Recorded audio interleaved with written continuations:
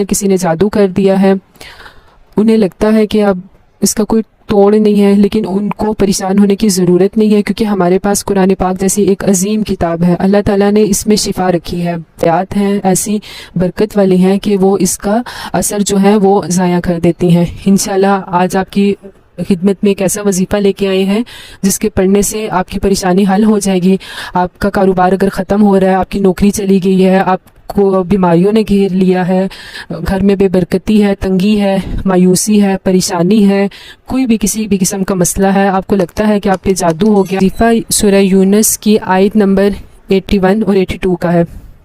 آپ نے یہ آیات مبارکہ پڑھ لینی ہے،